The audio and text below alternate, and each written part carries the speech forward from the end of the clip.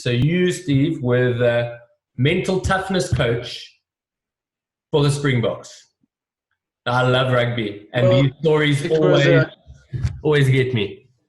The loosely given mind coach, not mental toughness coach, because it included team building, and it was a part-time appointment which lasted several years across several coaches and gave me an enormous insight into the mental toughness requirements of sports people, international sports people.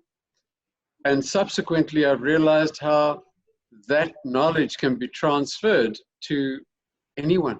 Yeah. We all need mental toughness. Now, there are people out there that will claim there's no such thing.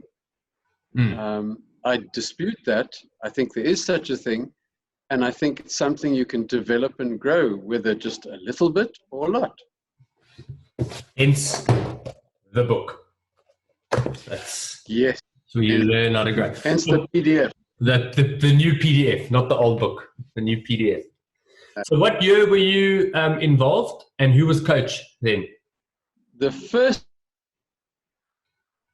time at the end of the Springbok win in '95, when Mornay asked me to help them with the new era of professional rugby, Mornay du Plessis, and I did some workshops, and then it escalated to touring with them, to having various roles, even manager, but mostly a backroom boy trying to help with mind coaching.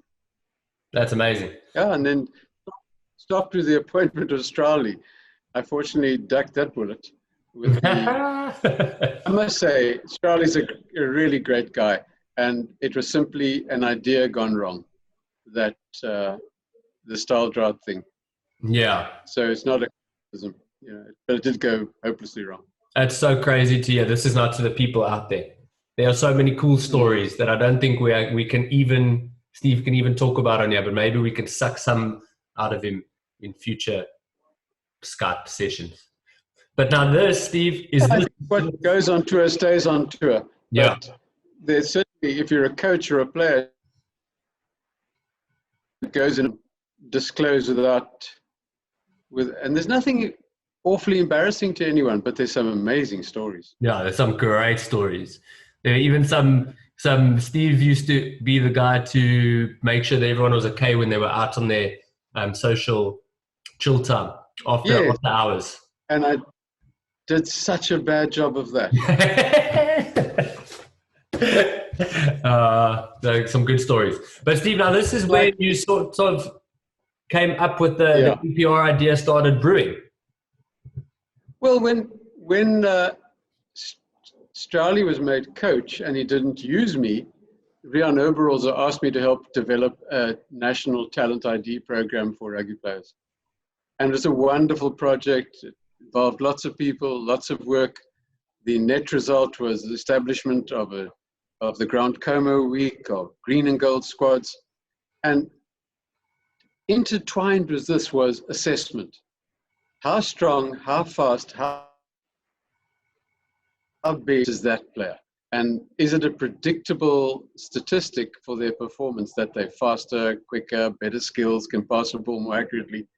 And we recorded all that data, and it fed into who we actually put into gold and green squads. Simultaneously, a massive priority was the promotion of non-white players, because South Africa was at an absolute deadlock with the only supposed decent players being of white origin, which wasn't true, but the others couldn't be brought through the system. And when it has worked extremely 97, 98?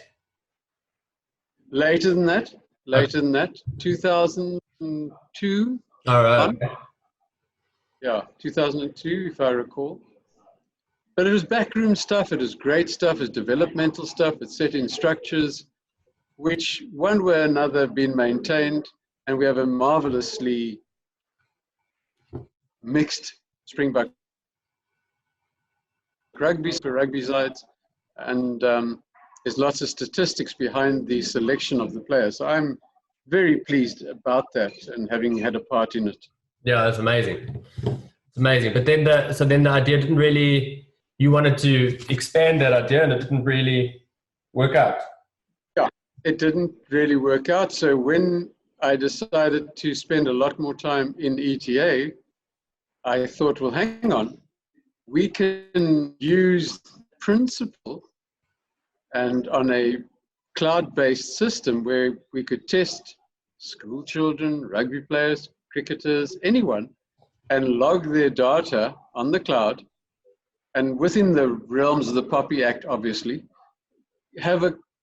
develop a database that is unique to South Africa that would be a scientifically verifiable reference point of what are the South African norms for sports people, and it's extended now to just school children, where, as you know, Brad, we do entire schools LO testing, and we put it down there, and school A can see that they are pretty good against the norm.